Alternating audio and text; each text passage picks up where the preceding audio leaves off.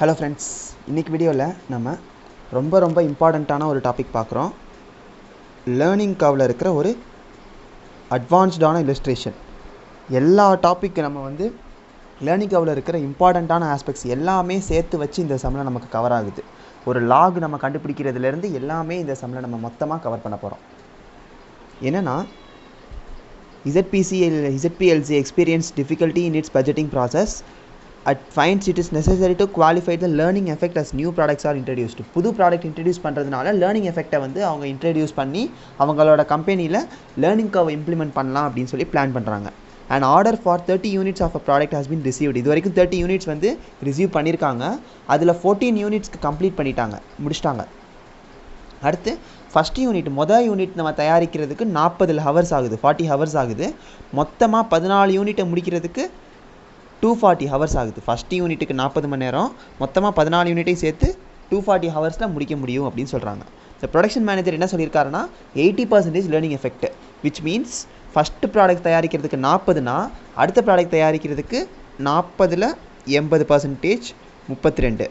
Third product தயாரிக்கிறதுக்கு 32ல் 80% some amount. இந்த மாதிரி ஒவ்வொரு தடவையும் அடுத்தடுத்த ப்ராடக்ட் நம்ம ப்ரொடியூஸ் பண்ண என்ன ஆகுது, நம்மளோட லேர்னிங் ஸ்பீட் இன்க்ரீஸ் ஆகுது.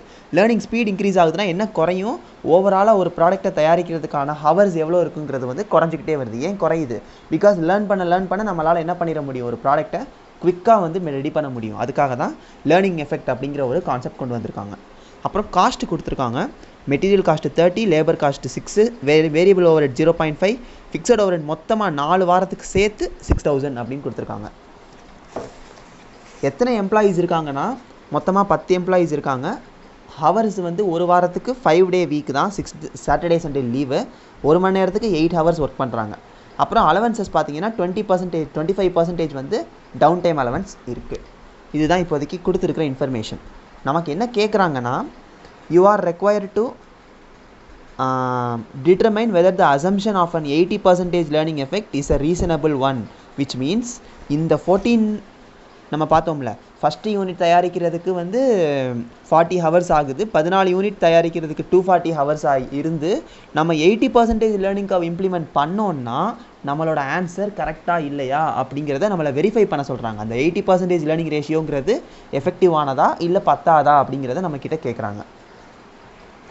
நல்லா ஞாபகம் வச்சுக்கோங்க, 80% லேர்னிங் எஃபெக்டோட வேல்யூ எப்போவுமே -0.322. இது நம்ம ஆல்ரெடி லேர்னிங் கர்வோட ஃபஸ்ட் வீடியோவில் பார்த்துருப்போம்.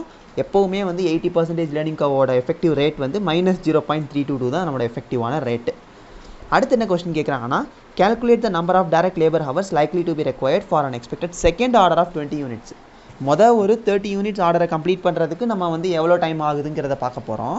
அடுத்து இந்த 30 யூனிட்ஸ் முடிச்சு வர்ற அடுத்த செகண்ட் ஆர்டர் ஆஃப் 20 யூனிட்ஸுக்கு எவ்வளோ டைம் ஆகுது அப்படிங்கிறத அடுத்து கேல்குலேட் பண்ண சொல்கிறாங்க. இந்த கிவன் டேட்டாவை வச்சு என்ன சொல்கிறாங்கன்னா, இனிஷியல் ஆர்டர் தயாரிக்கிறதுக்கான டோட்டல் காஸ்ட் எவ்வளோ ஆகுதுங்கிறதையும் கேட்குறாங்க. இனிஷியல் ஆர்டர் மீன்ஸ் எத்தனை யூனிட்ஸு, 30 யூனிட்டுங்கிறது தான் நமக்கு ஃபஸ்ட்டு இனிஷியல் ஆர்டர். அந்த 30 யூனிட்ஸ் தயாரிக்கிறதுக்கான டோட்டல் காஸ்ட் எவ்வளோ அப்படிங்கிறதையும் நம்மக்கிட்ட கேட்குறாங்க. இந்த 3க்கும் நம்ம இப்போ ஆன்சர் பண்ண போகிறோம். ஓகே, ஸோ ஃபஸ்ட்டு நம்ம கொஸ்டினுக்கு பார்ப்போம். 14 யூனிட்டுக்கு எவ்வளோ நேரம் ஆகுது அப்படிங்கிறத பார்க்குறோம். ஸோ ஃபார் 14 யூனிட்ஸுக்கு நமக்கு எவ்வளோ நேரம் ஆகுது அப்படிங்கிறத பார்க்குறோம். நமக்கான ஈக்குவேஷன் எப்போவுமே y = ax/b. இங்கே பிங்கிறது தான் -0.322 சொன்னேன்ல, அந்த 80% லேர்னிங் எஃபெக்டோட வேல்யூ -0.322. ஏங்கிறது என்னன்னு கேட்டிங்கன்னா, யூனிட் தயாரிக்கிறதுக்கு எவ்வளோ நேரம் ஆகுது அதுதான் ஏ. எப்போவுமே இந்த ஈக்குவேஷனில் யூனிட் தயாரிக்கிறதுக்கான வேல்யூ தான் ஏ. எத்தனை யூனிட்ஸுங்கிற அந்த நம்பர் ஆஃப் யூனிட்ஸுக்கான வேல்யூ எக்ஸ். பிங்கிறது எப்போவுமே -0.322. அதே மாதிரி 90% லேர்னிங் எஃபெக்டாக இருந்துச்சுன்னா அதுக்கு வேறு ஒரு வேல்யூ வரும். 75% லேர்னிங் எஃபெக்டாக இருந்துச்சுன்னா அதுக்கு வேறு வேல்யூ வரும். அது தனி. நமக்கு இந்த சம்மில் 80% லேர்னிங் ரேட்டு, அதனால் -0.322 எடுத்துக்கிறோம். ஸோ இந்த y = ax/b அப்படிங்கிற ஈக்குவேஷனில் என்ன பண்ண போகிறோம்னா, எல்லா வேல்யூவும் சப்ஸ்டியூட் பண்ண போகிறோம். ஏங்கிற இடத்துல ஏவோட வேல்யூ 40 சப்ஸ்டியூட் பண்ணுறோம். எக்ஸுங்கிற இடத்துல எக்ஸோட வேல்யூ 14 சப்ஸ்டியூட் பண்ணுறோம். பியோட இடத்துல -0.322 நம்ம சப்ஸ்டியூட் பண்ணுறோம். இதுதான் ஃபஸ்ட்டு ஸ்டெப்பு. அடுத்து என்ன பண்ண போகிறோம் அப்படின்னா, நமக்கு லாக் எடுத்தால் தான் நம்மளால் என்ன பண்ண முடியும், நம்மளால் எக்ஸாக்டான ஆன்சர் கண்டுபிடிக்க முடியும். அதனால் 2 சைடும் நம்ம லாகால் மல்டிப்ளை பண்ணுறோம். ஸோ ஃபஸ்ட்டு இந்த சைடு நம்ம லாகால் மல்டிப்ளை பண்ணால் லாக் ஒய் வந்து லாக் ஒய் ஆகிடும். இந்த சைடு நம்ம லாகால் மல்டிப்ளை பண்ணுறோம். So log of 40 × 14 power minus 0.322 அப்படியே வந்துருச்சு. லாக் மட்டும் எக்ஸ்ட்ரா வந்துருச்சு.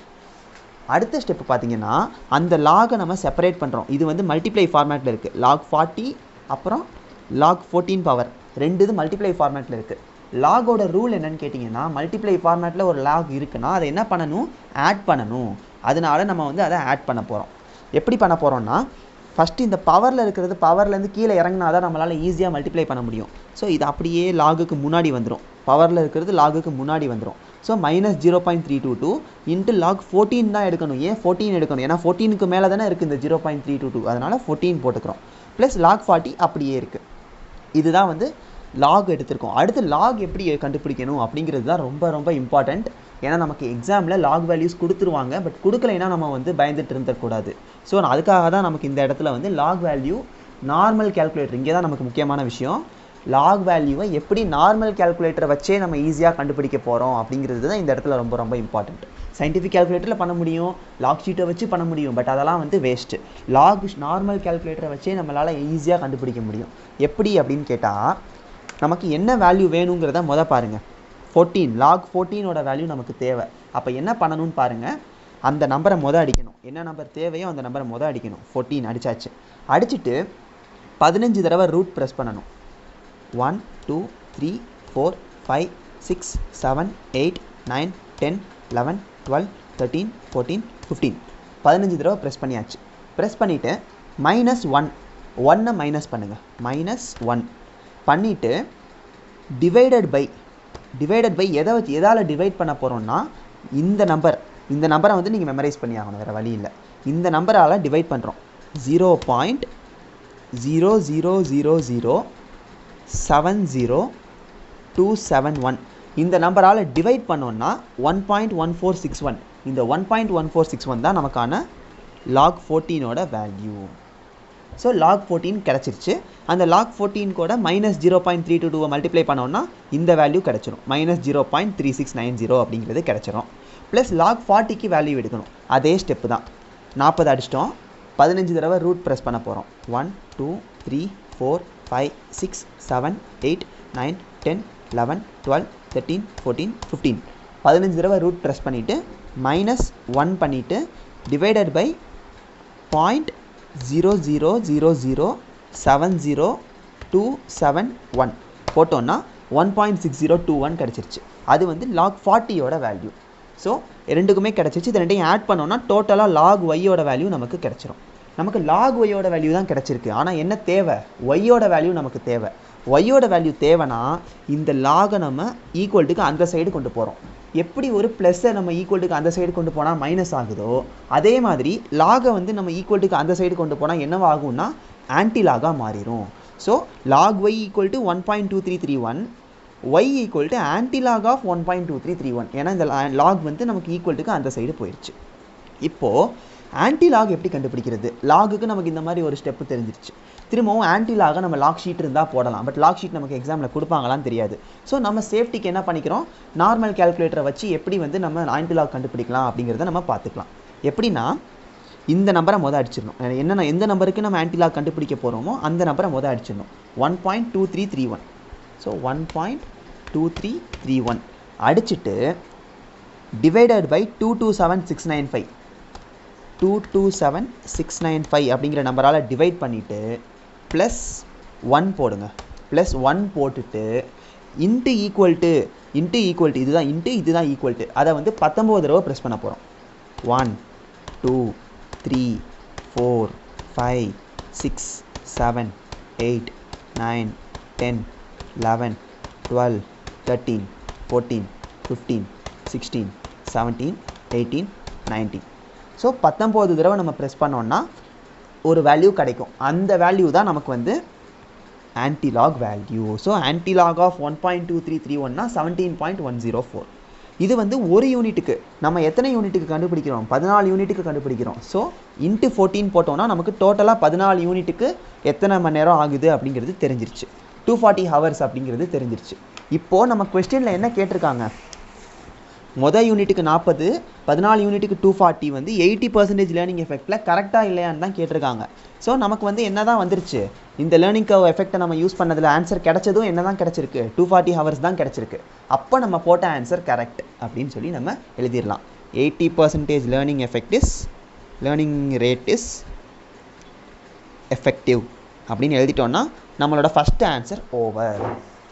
செகண்ட் கேஸில் என்ன கேட்டிருக்காங்க, நெக்ஸ்ட் 20 யூனிட்ஸுக்கான டோட்டல் டைம் எவ்வளோ ஆகுது அப்படின்னு கேட்டிருக்காங்க. இங்கே நம்ம வந்து 20 இதுக்கு எடுத்துடக்கூடாது, வெறும் 20 யூனிட்ஸ்க்கு எடுத்துடக்கூடாது. ஏன்னா வெறும் 20 யூனிட்ஸ்னால் என்னவாயிரும், அது ஃபஸ்ட்டு 20 யூனிட்ஸ் ஆயிரும்.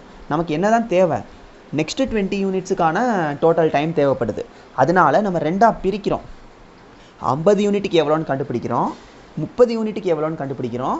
50 யூனிட்டுக்கான டைம்லேருந்து 30 யூனிட்டுக்கான டைமை கழிச்சோன்னா நெக்ஸ்ட்டு 20 யூனிட்டுக்கான டைம் கிடச்சிரும். விச் மீன்ஸ் என்ன அர்த்தம்னா, நம்ம கண்டுபிடிக்க போகிற டைம் வந்து 1லேருந்து 20 யூனிட்டுக்கான டைம் கிடையாது, 31லேருந்து 50 யூனிட்டுக்கான டைம். இதுவும் 20 யூனிட்ஸ் தான், இதுவும் 20 யூனிட்ஸ் தான். நமக்கு அவங்க கேட்குறது மொதல் 20 கிடையாது, 30 யூனிட் ஆல்ரெடி நம்ம முடிச்சாச்சு, ஃபஸ்ட் ஆர்டரை முடிச்சு விட்டாச்சு.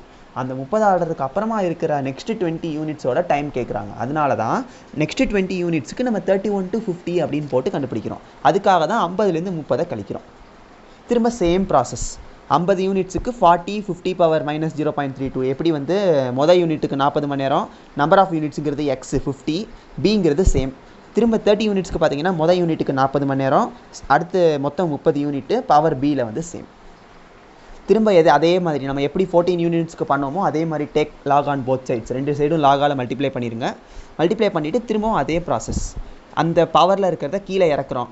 ஸோ மைனஸ் 0.322 லாக் 50, அப்புறம் லாக் 40 அப்படியே இருக்குது. லாக் 40க்கான வேல்யூ இப்போ நம்ம எப்படி பார்த்தோம், இந்த இடத்துல இந்த மாதிரி பண்ணி பார்த்தோம்ல, அதே மாதிரி திரும்பவும் இந்த லாக் 40க்கு பண்ணுங்கள், லாக் 50க்கு பண்ணுங்கள். இதை ரெண்டையும் மல்டிப்ளை பண்ணால் இந்த வேல்யூ கிடச்சிரும், இதை ரெண்டையும் சப்ட்ராக்ட் பண்ணால் லாக் ஒய்யோட வேல்யூ கிடச்சிரும். நமக்கு தேவை ஒய்யோட வேல்யூ. அதனால லாகை இந்த சைடு கொண்டு வரோம். ஸோ லாக் இந்த சைடு வந்துச்சுன்னா ஆன்டி லாகாக மாறிடும். ஆன்டி லாகுக்கு என்ன ஸ்டெப்பு நம்ம ஃபாலோ பண்ணோமோ இந்த ஸ்டெப்பை நம்ம அப்படியே ஃபாலோ பண்ணோம்னா என்ன கிடச்சிரும், ஆன்டி லாகோட வேல்யூ கிடச்சிரும். இது ஒரு யூனிட்டுக்கு. நமக்கு எத்தனை யூனிட்டுக்கு தேவை, 50 யூனிட்டுக்கு தேவை. ஸோ மொத்தமாக 50 யூனிட்ஸ்க்கு எவ்வளோன்னு பார்த்தா 567.5 ஹவர்ஸ். இது 50 யூனிட்டுக்கு. இங்கே நம்ம என்ன ஸ்டெப்பு ஃபாலோ பண்ணியிருக்கோமோ அதே ஸ்டெப்பை என்ன பண்ணுறோம், 30 யூனிட்டுக்கும் அதே ஸ்டெப்பை ஃபாலோ பண்ணுறோம். 30ன்னு எடுத்துக்கிட்டு லாக் 30 வேல்யூ கண்டுபிடிச்சி மல்டிப்ளை பண்ணுறோம், ஆன்சர் கிடைக்கும். இதனடி சப்ட்ராக்ட் பண்ணுறோம், இந்த வேல்யூ கிடைக்கும். லாக் ஒய் இருக்குது, லாக் இங்கிட்டு கொண்டு வந்தால் ஆன்டி லாக் ஆகும். கண்டுபிடிச்சோன்னா நமக்கு ஒய் வேல்யூ கிடச்சிரும். இது ஒரு ஒய் வேல்யூ, நமக்கு தேவை 30 யூனிட்டுக்கு. ஸோ மல்டிப்ளை பண்ணால் டோட்டல் 30 யூனிட்ஸ்க்கான ஹவர்ஸ் கிடச்சிரும். நமக்கு தேவை 20. ஸோ இந்த 50க்கான டைம்லேருந்து 30க்கான டைமை கழிச்சோன்னா 20க்கான டைம் கிடச்சிரும். இதுதான் வந்து செகண்ட் கேஸ்.